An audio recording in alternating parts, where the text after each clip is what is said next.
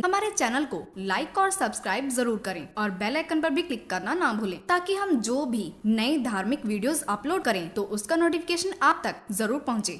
क्योंकि आप अपने मन को क्यों प्रदूषित कर रहे हो? अब उसको ज्ञान नहीं है इसलिए वो नहीं कर पा रहा, पर आप तो वहां तक पहुंच गए तो आप तो कर सकते हो, करो। बोले इस श्लोक में जो वास्तव में समझदार व्यक्ति होता है ना, वो तासीर सबकी जानेगा लेकिन व्यवहार सबके साथ अलग अलग करेगा। व्यवहार सबसे अलग अलग करना कहा गया है, लेकिन दर्शन सबको एक सदृश करने को कहा गया है। दर्शन का तात्पर्य उसके जीवन में, दर्शन का मतलब खाली एक जगह ही दृष्टि नहीं, उसकी दृष्टि दूर दृष्टि होती है। वो ये सोचता है, इसलिए कहावत है कि मूर्ख मित्र से बुद्धिमान शत्रु अच्छा होता है। मूर्ख मित्र तो बिना सोचे समझे किस समय आपकी जीवन लीला समाप्त कर सकता है आपको पता भी नहीं चलेगा, परंतु बुद्धिमान शत्रु सदैव ये सोचेगा इसने मेरा बिगाड़ा है लेकिन इसके बच्चों ने तो नहीं बिगाड़ा, इसने मेरे साथ अपघात किया, मैं इसे दंड दूंगा लेकिन मैं कभी भी उन निरपराधों को दंड नहीं दूंगा। इसी का नाम बुद्धिमत्ता है। इस संसार से कितने ठेके लेके जाओगे? कौन तुम्हारा शत्रु? अरे अपने रास्ते में खाली पैदल चलना है सबको, चले जाओ, इतने बहुत मत थको फालतू के काम करके। थक जाओगे तब भी जाने में समस्या आएगी, यही जूझ जाओगे तब भी जाने में समस्या आएगी। इसलिए आपको क्या करना है, जैसा जो व्यक्ति उसके साथ तदन रूप व्यवहार करते हुए उसको जैसे हमें कष्ट होता है उसको भी कष्ट होगा, कभी उसके साथ ऐसा व्यवहार न करो, उसके साथ वही दर्शन करो, वही दूरदृष्टि रखो जो आप अपने प्रति रखते हैं कि यदि आज ये हो गया तो मेरा कल क्या होगा। तो शत्रु पर भी आज हमने उसके साथ ऐसा कर्म कर दिया, बेचारा अगले दिन कैसे भोगेगा, उस प्रकार से उसके प्रति भी सद्भावना रखनी है। तो लिखा है विद्या विनय संपन्ने ब्राह्मणे गवि हस्तिनी सुनि चैव स्वपाके च पंडिताः समदर्शिनः। बहुत बढ़िया श्लोक है। बोले विद्या विनय संपन्ने ब्राह्मणे, विद्या विनय से संपन्न कोई ब्राह्मण देवता हो, जैसे उनके प्रति सम्मान की भावना आपके हृदय में सदैव के लिए बसती रहती है, उसी प्रकार से गौ के प्रति जैसे बनी रहती आपके हृदय में, ब्राह्मण के प्रति, गौ के प्रति और हस्तिनी हाथी के प्रति बनी रहती, माने गणेश जी के प्रति बनी रहती है, उसी प्रकार से हाँ तीन तो ऊपर दिए गए, ब्राह्मणे विद्या विनय ब्राह्मणे संपन्ने ब्राह्मणे गवि वो हस्तिनी। अब तीन उसके पीछे दिए गए उसके कि इन जैसे इन तीनों पर करते हो तराजू तभी बराबर आएगा जब इन तीनों पर भी वही दर्शन करोगे। समझे ना? कौन? सुनि चैव स्वपाके च, सुनि हस्तिनी तो बल्कि बीच में रहा, दो दो हैं, सुनि और स्वपाक। सुनि माने कुत्ता। देखो यदि विद्या विनय संपन्न ब्राह्मण को भोजन कराने का विशिष्ट फल है तो कुत्ते को भी रोटी डालना अति विशिष्ट कर्म है। अर्थात व्यवहार दोनों का जहां होना चाहिए वहां करो। अब पंडित जी को तो बाहर बिठा दो, कुत्ते को अंदर बिठा दो, ये नहीं चलेगा। जैसे गौ, बोले समर्थ को नहीं दोष गोसाई और रवि पावक सुरसरी की नाही। समर्थ को दोष, गौ माता कहीं कुछ चली जाए, कैसी स्थिति में हो जाए, परंतु सदैव उनका गोबर भी पवित्र ही रहता है, कुछ भी खा के आ जाए। इसी प्रकार से चंडाल ने भी अपने जीवन में ऐसा कोई कार्य किया था जिसे उसे चंडालत्व की प्राप्ति हो गई, तो उसके प्रति भी दूर दृष्टि रखो, यह भी कष्ट पा सकता है, इसलिए उसके प्रति समदर्शी बनो। उसको भी कष्ट हो सकता है लेकिन समवर्ती नहीं बनना है। जो आप अपने पत्नी अपने बहन के प्रति दूरदृष्टि रखते हुए स्नेह देते, मेरी बहन है, जहाँ जहाँ भी जाएगी इस घर का नाम रखेगी, इस घर के विषय में सोचेगी, इस घर की बच्ची है, तो सदैव इसका ध्यान रखते हुए आप उसकी सदैव संरक्षा करते हो कि नहीं करते हो? अपनी पत्नी की भी उसी प्रकार से संरक्षा करते हो जैसे बहन की संरक्षा करते हो, लेकिन व्यवहार दोनों में अलग होता है। जो पत्नी के साथ व्यवहार वह बहन के साथ व्यवहार नहीं, परंतु स्नेह दोनों के प्रति वही जो उसके जीवन में प्रसन्नता बनी रहे, वही भाव अपनी पत्नी के जीवन में प्रसन्नता बनी रहे, इसका दर्शन करना, वर्तन करना नहीं। तो कलयुग में लोग इस श्लोक को भी गलत ढंग से प्रस्तुत करते हैं। पंडिताः समदर्शिनः लिखा है, न कि पंडिताः समवर्तिनः लिखा है। समदर्शी होना चाहिए, समवर्ती आप नहीं हो सकते। तो बोले जब वो इन भावनाओं में सभी सबका कल्याण चाहेगा, सभी के प्रति मन में सद्भावना भर करके रखेगा, तो बोले वह समदर्शी कुत्ते से भी वही ब्राह्मण वाली ताकत प्राप्त कर सकता है आशीष, वही चांडाल से भी प्राप्त कर सकता है। माने वो सभी जगह से उसके अंदर इतना सामर्थ्य पैदा होगा कि वहीं से अपने लिए ताकत खींचना शुरू कर देगा। किस कारण से?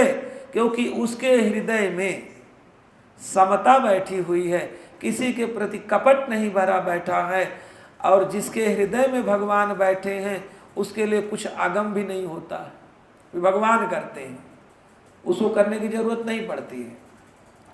तो बोले विद्या विनय संपन्ने ब्राह्मणे गविहस्तिने सुनिचैव स्वपाके च पंडिताः समदर्शिनः।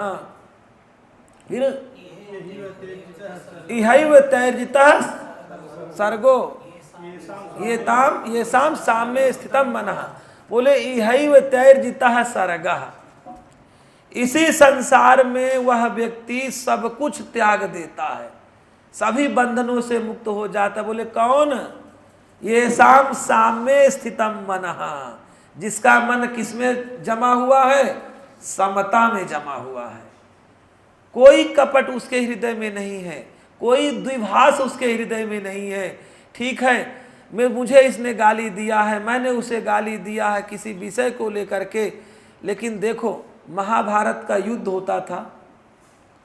महाभारत के युद्ध के उपरांत प्रायः कौरव पांडव आपस में मिला करते थे, तुरंत जाकर के संध्या बंदन करते, युद्ध समाप्त हुआ, जाके सबने संध्या बंदन किया, सुबेरे संध्या बंदन किया, जलपान आदि किया, युद्ध में पहुंच गए। संध्या बंदन उस युद्ध की स्थिति में भी वो लोग किया करते थे, और हम छोटी छोटी बातों में परेशान हो जाते हैं। अपने कर्म करने का हमको अधिकार दिया गया है, हमें अपने को निष्कपट बनाने के लिए व्यवहार में कार्य दिया गया है। हमें संसार में ऐसा आचरण देना है जिस आचरण के माध्यम से लोग उस मार्ग का अनुसरण करके अपने जीवन को सार्थक बना सके। ये नहीं कि हम ऐसा आचरण प्रदान करें लोग भी भ्रमित हो जाएं, हम तो इनको अच्छा मान के आए थे, परंतु देखो इनकी सोच कैसी है। तो बेचारा तुम्हारे पास बहुत से लोग इस संसार में आने का प्रयास करेंगे, लेकिन क्या तुम उस तरह के बन पाए हो जिस लिए आपके पास आए हैं?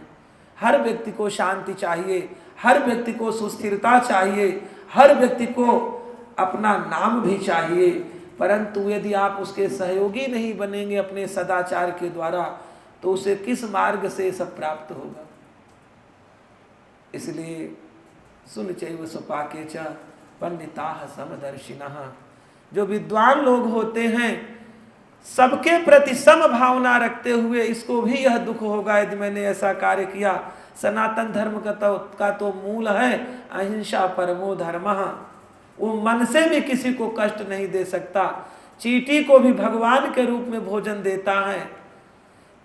अरे पृथ्वी में भी पानी डालता है तो इस रूप में कि भगवान इसके माध्यम से विनियोग ब्राह्मण करते हैं, सवेरे सूर्यार्घ ब्राह्मण देते हैं, इस भावना से कि इस विश्व का कल्याण हो, और कोई उसका उद्देश्य नहीं। तो हम तो कण कण में उस परम पिता परमात्मा को देखते हैं, और ये देखना यदि भीतर से देखना आरंभ हो जाए तो महाराज इससे बढ़कर कोई पूजा होगी? फिर पूजा करने की लंबी चौड़ी जरूरत हम आपको नहीं है, पर अपने अंदर ऐसा निष्कपट भाव हृदय में धारण कर लो, सर्वम जिह्मम मृत्युपदम आर्जवम ब्रह्मणः पदम एतावान ज्ञान विषयः किम प्रलापः करिष्यति। अरे हर प्रकार की कुटिलता ही बारंबार इस संसार के अंधड़ में हम सबको पटकने के लिए लाती है। ये हमारे भीतर की कुटिलता है, साफ नहीं स्थिति है। सर्वम जिह्मम मृत्यु पदम, ये तो ज्यादा से ज्यादा मृत्यु पद को प्रदान कर सकती है। और आर्जवम ब्रह्मणः पदम, और आपकी भीतरी सरलता आपको स्वाभाविक रूप से ब्रह्म पद को दिलाने के लिए सामर्थ्य में रहती है। जब ब्रह्म पद को दिलाने वाला विषय हमारे पास बाण है तो जरूरत है मधुमक्खी के छत्ते में मारने वाला बाण प्रयोग करें? अरे आसानी से हम सामान्य ढंग से अपनी दोपहर बिता सकते हैं, जरूरी है दौड़ लगा करके और मूर्छित हो जाएं? क्या आवश्यकता है?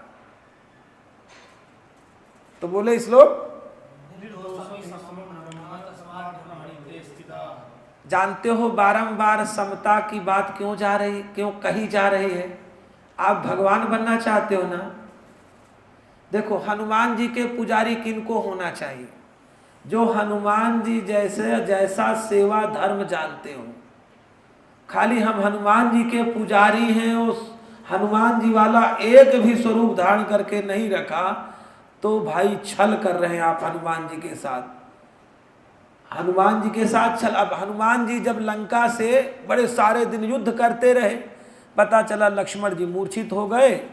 खैर और तो मेघनाथ बड़ी देर से प्रयास कर रहे थे उठाने का, नहीं उठा पाए, तो हनुमान जी महाराज उठा के ले आए, लिटा दिया। अब सबसे कहा भाई देखो इसके लिए डॉक्टर की जरूरत है, पर वैद्य जी तो लंका में बैठे हैं, वैद्य जी लंका में बैठे हैं। तो हनुमान जी और कोई हो तो बोले जी मेरे तो मैं आज सुबेरे 4 घंटा उसमें लड़ा, उस वाले कोने में लड़ता रहा, बाद में 2 घंटा वहाँ लड़ता रहा, सारे दिन मैं तो भाई साहब थक गया हूँ। अब तो ऐसा है कि और आप लोग कोई कर लो, नहीं कल देख लेंगे। तब तक तो लक्ष्मण चले गए थे। हनुमान जी बड़े प्रसन्न हुए, बोले दास को आज्ञा दीजिए, कहाँ से वैद्य जी आएंगे? चलो वैद्य जी आ गए। अब ये हुआ दवाई भाई बहुत दूरी में मिलेगी, यहाँ नहीं मिलेगी। तो फिर हनुमान जी प्रकट हुए, बोले महाराज मुझे बताइए ना, मैं आपकी कृपा से यदि कर सका तो कर लूँगा। अपना कोई प्रभाव नहीं, कितनी ताकत। समुद्र को लांग गए, कभी कोई नाली नांगे। अपनी और हनुमान जी की क्षमता देखो, क्षमता दोनों को। हनुमान जी महाराज ने तुरंत कहा महाराज आज्ञा दीजिए, जब तक आपका निर्देश है इस समय आना, मुझसे पहले आ जाऊंगा। ये क्या भगवान के प्रति अगाध श्रद्धा करने का क्या था? विश्वास था हनुमान जी के अंदर।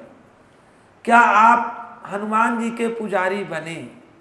ये वाली भावनाएं कभी आई भीतर से कि नहीं जी, किसी को यदि कष्ट होता है तो मैं सबसे पहले आ जाऊंगा आगे।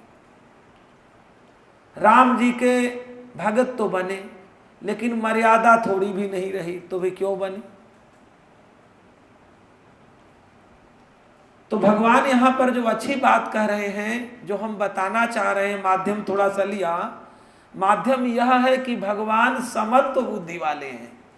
भगवान को प्राप्त करना है तो भगवान के भीतरी स्वभाव की स्थिति अपने आप अपने ऊपर भरना शुरू कर दो। भगवान कैसा स्वरूप इस श्लोक में बताया, जरा क्या है?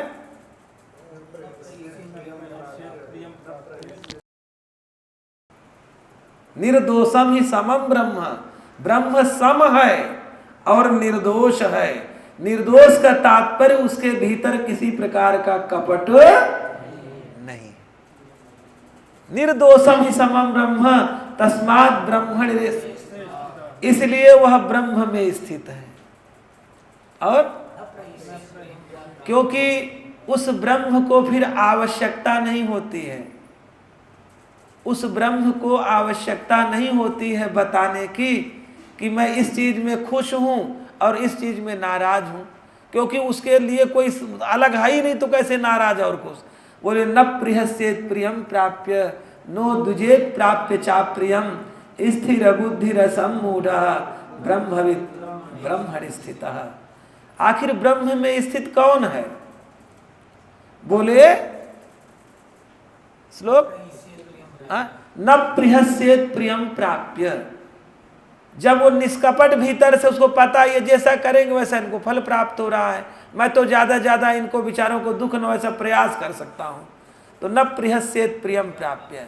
जो प्रिय को प्राप्त करके प्रसन्नता का अनुभव नहीं करता, और नो दुजेत प्राप्य चा प्रियम, और किसी ऐसी स्थिति को जो उचित नहीं थी वो प्राप्त हो गई तो उस पर ज्यादा उद्विग्न नहीं होता है। बोले उन दोनों के प्रति स्थिर बुद्धि, अपनी बुद्धि को स्थिर रखता है। असम मूढ़, मूर्खता पूर्वक नहीं, समझदारी पूर्वक उसको निर्णय लेता है। ये हुआ होगा तो ऐसा हुआ होगा, ये ऐसा हो, कई कारण हो सकते हैं, इसमें क्या अपनी बुद्धि लगानी। हाँ, और वही वास्तव में ब्रह्म में भी स्थित रहता है, जो इस प्रकार की भावना को अपने हृदय के भीतर धारण करके रखता है। एक चीज बताएं, ये संसार की जितनी चीजें आए हैं, देखो जब हम इस संसार में आए थे तो कुछ भी लेके नहीं आए थे। केवल क्या आए थे हमारे साथ? हमारे पूर्वकृत संस्कार जो थे।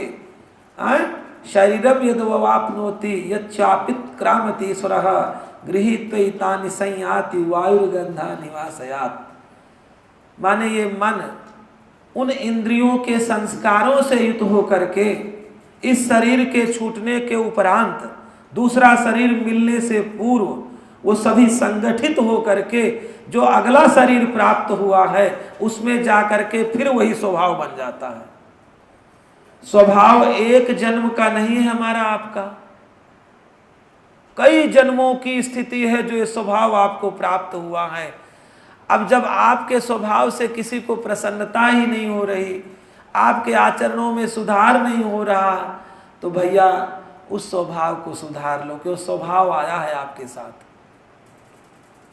हो सकता है अभी तक ऐसी स्थिति नहीं बनी हो कि आप उसे न सुधार पाए हो, परंतु अब ऐसा अवसर आया है, आप सुधारने का प्रयास तो करो। तो बोले बाह्य स्पर्शेषु, ये जितने संसार के जो जैसे पर्दा की तरह हमारा जीवात्मा स्वरूप है, उसी तरह से हम किसी चीज में लिपायमान नहीं है। वो तो खाली स्पर्श करने के कारण से, अब पानी में स्पर्श करोगे, करंट आ रहा होगा तो करंट तो मार देगा, इसमें क्या लेना देना अपने को। तो इस संसार की जिस उस वस्तु विषय पर चिपकोगे वो तो आपको थोड़ा ना थोड़ा बंधन प्रदान करेगी, इसमें कौन सा बड़ी बात है। क्योंकि उसको जब तक अपना मानोगे तब तक वो बंधन है, और जब तक वो भी नहीं मानोगे तो बंधन भी नहीं आपको दिखेगा। तो बोले बाह्य स्पर्शे स्वशक्तात्मा विन्दत्यात्मन यत् सुखम। बाहर की चीजें बाहर ही छोड़ करके, जैसे जो चीज परेशान करती है, आप जैसे कई बार किसी विषय को लेकर तनाव में आते हैं, तो एकमात्र उस तनाव से दूरी बनाने का उपाय है कि आप उस विषय को इग्नोर कर दो, उसके बाद दिमाग से हटा दो बस। और दुनिया में कोई दवा उसकी नहीं है, केवल उस विषय का चिंतन कम कर देंगे। ये सोचिए मैं बड़ा समझदार हूं ना, तो मैं 1 घंटा उसको दिमाग में नहीं लाऊंगा, फिर 1 घंटा बाद आए तो फिर 1 घंटे की प्रतिज्ञा करिए, और धीरे धीरे इस संसार में कोई भी ऐसा विषय नहीं है जो आपको देर तक चिंतित कर सके। वो क्षणिक होते हैं, जैसे सुख क्षणिक होता है वैसे दुख भी क्षणिक होता है। ये आएगा और जाएगा, इसका स्वभाव है। आगमा अपायिनः, जो स्पर्श होते हैं वो आते और जाने वाले होते हैं। तो बोलो बाह्य स्पर्शे स्वशक्तात्मा, जितने भी स्पर्श होती हैं सांसारिक जो विषय हैं, जो जिनसे आप मान बैठे कि ये मेरा है, मेरा है, मेरा है, वो केवल बाहर की चीजें हैं, वो भीतर की चीजें नहीं है आपकी। कभी 15वें अध्याय में जब आनंद लेंगे तो इसकी विस्तृत व्याख्या करेंगे कि कौन सा संसार आपको दुख देता है और कौन सा संसार आपको प्रसन्नता देता है। उसका बहुत अच्छा विवेचन 15वें अध्याय में है, पर अभी उसको नहीं करेंगे क्योंकि दूसरा विषय पर्याप्त है। हाँ, बाह्य स्पर्शेषु असक्त आत्मा, अपने भीतर अनासक्त भाव रख करके जितने भी बाहर से आए हुए इनको सुख और दुख हम माने बैठे हैं, उनको एक बार कमरे के बाहर रह करके अंदर वाला दरवाजा बंद कर दीजिए और अंदर घुस जाइए। अब यहाँ न कोई सुख है न कोई दुख है। 1 घंटा मैं बाहर वाली चीज पे ध्यान नहीं दूंगा, 2 घंटे ध्यान नहीं दूंगा। ऐसा अभ्यास करते जाइए। सत्य कहें, आपके अंदर कभी दुख था ये आपको याद भी नहीं आएगा, परंतु अभ्यास इसी प्रक्रिया से करना होगा। हाँ, फिर क्या है वो? विंदति आत्मन सुखम। अपने आत्मा में वो व्यक्ति जो सुख प्राप्त करता है बाहर की चीजों को छोड़ने के बाद, बाहर की चीजें इग्नोर करने के बाद, जब उसके घर में स्वयं का स्वरूप आता है तो क्या कहना। वो जीवन का जो आनंद देता है वो आनंद कभी भी किसी अन्य चीज से नहीं आता है। देखो ना, किसी के घर में विवाह आदि में उत्सवों में आप हम क्या करते हैं? बढ़िया से बढ़िया कपड़ा पहन के जाएंगे, बढ़िया से बढ़िया सज बज करके जाएंगे, बढ़िया से बढ़िया सुगंधित होकर के जाएंगे। और अपने घर में क्या करेंगे? देखे घर में आए, पैंट फेंका उधर, शर्ट फेंका उधर, और अंडरवियर में आ गए और पता चला थोड़े से वहाँ भोजन में समस्या आ गई थी निमंत्रण में, इसलिए चने पड़े थे, 2-4 चने खाए, पानी पिया और बने बाबूजी सो गए। वहाँ कर सकते वैसा? वहाँ तो कोई यदि खाने में इतने व्यस्त हैं और न पहचान पाए तो कम से कम सामने कोई देखे तो मुस्कुरा तो दोगे, भले ही मुस्कुराहट सही ना हो। कितना बनावटी रहना पड़ता है, नहीं बनावटी रहना पड़ता, और घर में कोई बनावटी रहना पड़ता है। तो बोले जो अंदर में सुख है आपके जीवन में, जो आप में सुख है, उस सुख का कोई वर्णन है क्या? अरे बनावटी बातों में क्यों अपने आप को घुमा रहे हो? बोले बाह्य स्पर्शे स्वशक्त आत्मा विंदति आत्मन यह सुखम सब्रह्म योग युक्त आत्मा सुखम अक्षयम अश्नुते। सुखम अक्षयम, जो कभी नष्ट नहीं होता, उस सुख को व्यक्ति प्राप्त करता है। उसके लिए क्या आवश्यक है? बाहर की चीजों के लिए, जो बाहर वाली चीजें आपको परेशान कर रही हैं, सर्वम परवशम दुखम, जितने दुख हैं वो बाहर से आए हैं। आप भ्रम है कि आपके भीतर से पैदा हुए हैं। तो बाह्य क्या लिखा है? हाँ, सर्वम परवशम दुखम सर्वमात्म वशम सुखम एतद विज्ञान समासेन लक्षणम सुख दुःखयो हो। सुख और दुख का लक्षण यही है कि जितना दुख है वो बाहर से आया है और जितना सुख है आपकी समझ से पैदा हुआ है, आपसे पैदा हुआ। जिस दिन आप सोचते हैं कि अरे यार मैं व्यर्थ में चिंतन कर रहा था, उस समय आपको संतुष्टि मिलती है। इसलिए मूल सूक्ष्म रूप है कि जो बाहर की चीजें हैं, जब आपको वास्तव में शांति लेनी है तो उस कपाट को एक बार बंद करिए और भीतर वाले कमरे में आत्मानंद में आनंद लीजिए। उसका नाम है आत्म मंथन। बहुत सी पार्टियां आत्म मंथन करती हैं दूसरों का दोष देख देख के। आत्म मंथन ये है कि कुछ बाहर की चीजें दिखाई ही ना दे, हम में क्या कमी है। आप अपने प्रति 10 मिनट रोज सोचना शुरू कर दीजिए, दुनिया को भूल जाइए, आपका स्वभाव बन जाएगा। देखना थोड़े दिनों बाद आपको लगे यार क्या व्यर्थ की बातें किसी से करें, चलो चुपचाप बैठते हैं। धीरे धीरे धीरे ऐसा हो जाएगा आप सभी का भला करते हुए और इतने आत्मानंद में हो जाएंगे कि सुखम अक्षय अक्षयम अस्मृते सुख, जो कभी नष्ट नहीं होता, इस सुख को आप प्राप्त कर लेंगे। क्योंकि भैया ये इतने भोग है ना, ये आने और जाने वाले हैं। आज सब्जी बनाई, आज भोज्य पदार्थ हमने अच्छा से अच्छा बनाया, परंतु वो शाम तक उसकी स्थिति क्या हो जाती है? शाम को खराब हो जाती है। तो इस संसार में कोई भी ऐसी वस्तु नहीं है जो सदैव एक जैसी बनी रहे। वो आज अच्छी है तो शाम को खराब होगी, आज अच्छी है तो कल खराब होगी। बोले अनित्य, जो नित्य नहीं है उसके विषय में जो रमता है उसको अज्ञानी कहते हैं, और जो नित्य में आनंद लेता है उसे ज्ञानी कहते हैं। तो वास्तव में हमें सुख और दुख कौन प्रदान कर रहा है? हमारा आत्मचिंतन, भीतरी चिंतन। यदि हम बाहर के चीज़ों में अपने आप को लगा करके रखते हैं तो भाई दुख तो आएगा, क्योंकि जितना दुख है वो बाहर से आता है और जितना सुख है वो भीतर से आता है। आपको अक्षय सुख प्राप्त करना है, कभी जो नष्ट ना हो, तो आप आत्मचिंतन अवश्य अपने जीवन में 24 घंटा में से कम 1 घंटा करें। उस अभ्यास का लाभ होगा।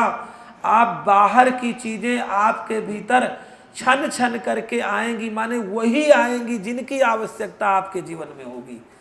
और यदि आपने इस लगाम को, अपने दरवाजे को खोल दिया तो कितना बढ़िया आपने घर बनाया हो, बाहर से तो आंधी आएगी और आंधी आपके घर में इतना ज़्यादा कूड़ा करकट भर देगी कि आप केवल आंधी के कूड़ा करकट को निकालने बैठाने में ही व्यस्त रहेंगे, अपने साधना मार्ग से इतर हो जाएंगे।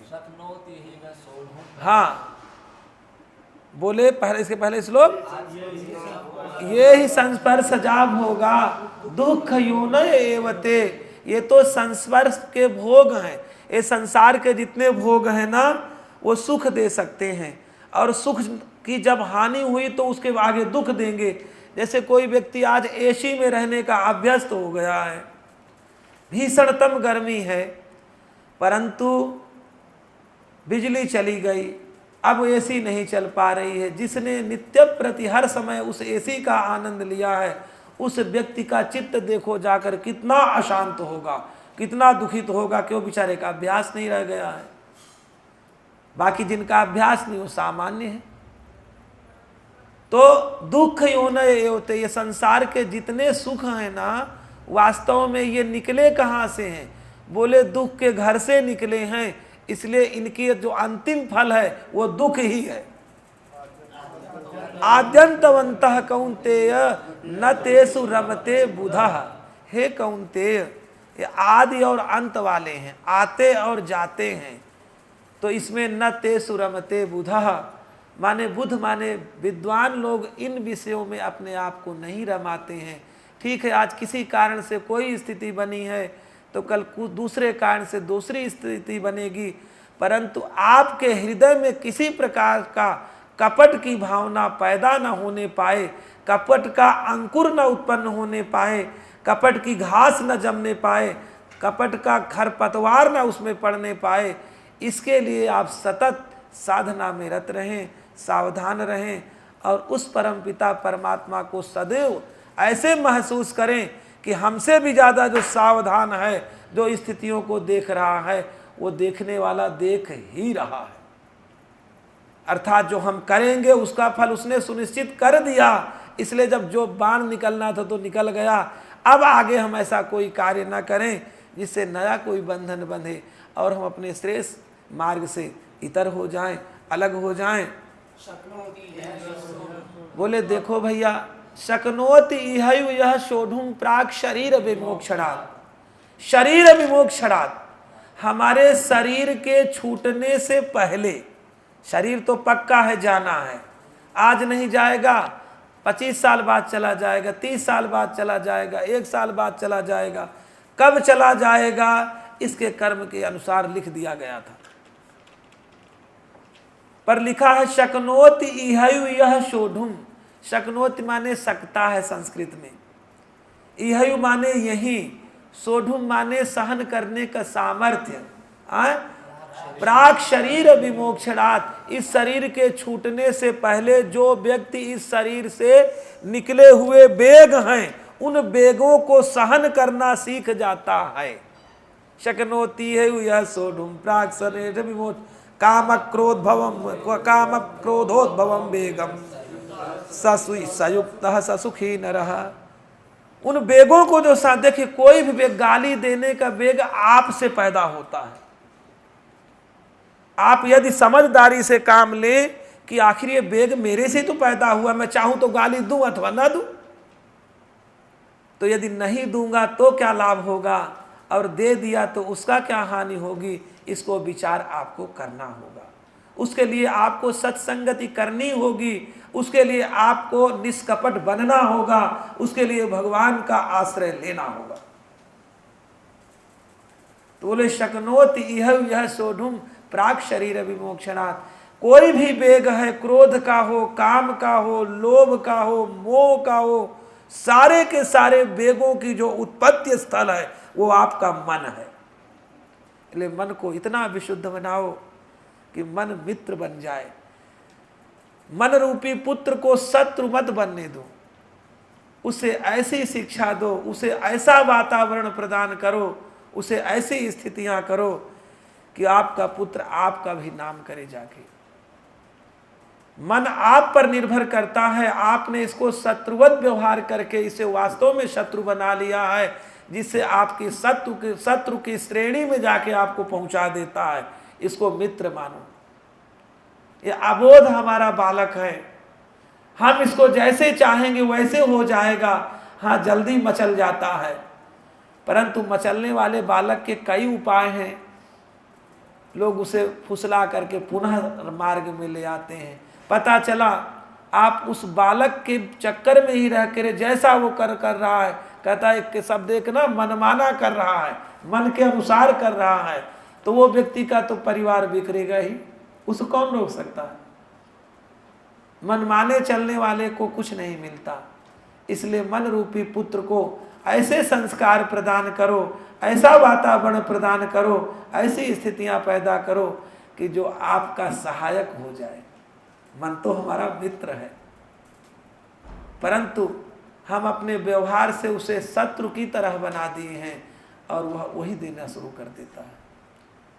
तो बोले हमारे द्वारा जो निकले हुए जो वेग हैं, इनको जो व्यक्ति सहन करने का सामर्थ्य अपने अंदर पैदा करता है, बोले वही सही मार्ग पर है और वही सुखी है, बाकी सब दुखित है। हाँ।